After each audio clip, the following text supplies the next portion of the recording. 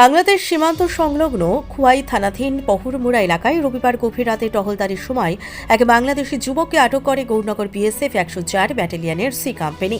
ধৃত বাংলাদেশি যুবককে খোয়াই থানায় পেশ করা হয়। থানার ওসি কৃষ্ণধন সরকার জানান, বাংলাদেশে অনুপ্রবেশ রুখতে বড়সড় অভিযান অব্যাহত থাকবে।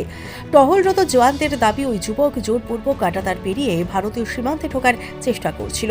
সন্দেহজনক গতিবিধি লক্ষ্য করে তাকে আটক করা হয় এবং প্রাথমিক জিজ্ঞাসাবাদে সে নিজেকে বাংলাদেশের নাগরিক হিসেবে পরিচয় দেয়।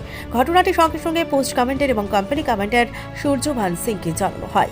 আটক যুবকের নাম মোহাম্মদ আবু হোসেন, বয়স ২৪। পিতার নাম মোহাম্মদ শহীদুল খান, বাড়ি বাংলাদেশের বাগেরহাট জেলার নলবুনিয়া গ্রাম, ডাকঘর নলবুনিয়া থানা, রহন্দা থানা।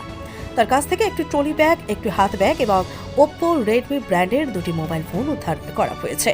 আবু হোসেন দীর্ঘ ৭ বছর যাবৎ বেঙ্গালুরে কর্মরত ছিল। হৃদয় নামে স্থানীয় দালাল চক্রের সাথে যোগাযোগ স্থাপন করে সে অবৈধভাবে ভারতে যাতায়াত করছিল।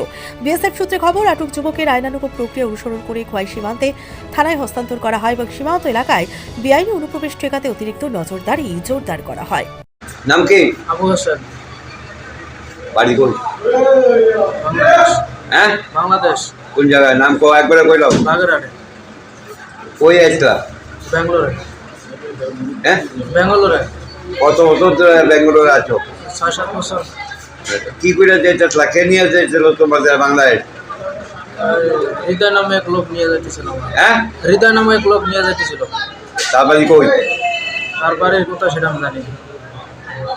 কিভাবে যোগাযোগ হয়েছে? ফোনে কথা হয়েছিল। ফোন নাম্বার আছে? না, ফোন নিয়ে গেছে কে নিছে? অন্যজনে।